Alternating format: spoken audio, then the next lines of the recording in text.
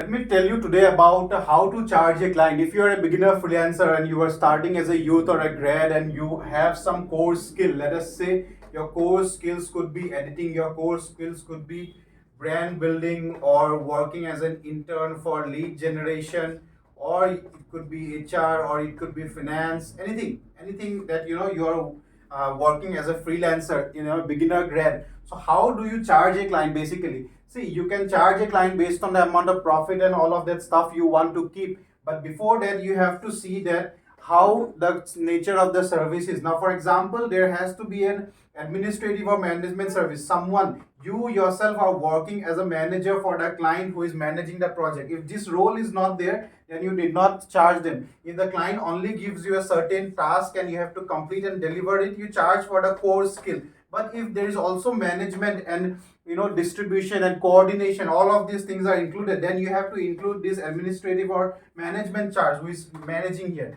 Now again, if there is a gear charge, for example, for certain skills like photography or shooting or editing, if there is a something like uses of your camera or equipments, but then accordingly you charge the client, because based on that the price will be there.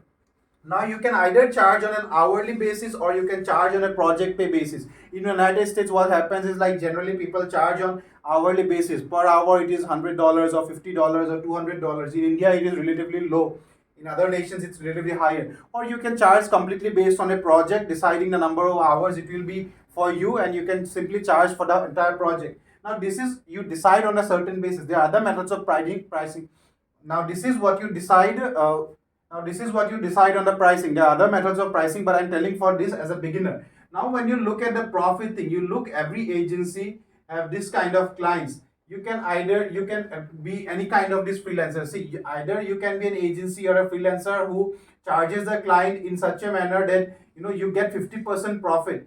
50% is profit, 50% is cost and effort and time and all of that. 50% is completely free. And when I mean this, that means your hard work, your effort, you working as a manager, as an editor, everything should be here. This 50% is extra, right? Now here 25%, this could be, you could be pricing in such a manner that this could be 25% of the profit, and rest of the 75% is effort, complete effort. Another way is like 80% profit. There are agencies who offer work and value of 20%, but they're, because of their branding and the nature and the quality of the service, they provide 80% is profit. Now for this to happen, you have to be very, very, very expert in what you do. You have to be super specialized. This is generally for the high category agencies or freelancers. This is generally for the beginners, and this is for moderate level where you can move to 50% is profit. So this is how you decide your pricing. What do you think about pricing a client based on today's freelancing market? Let me know in comments.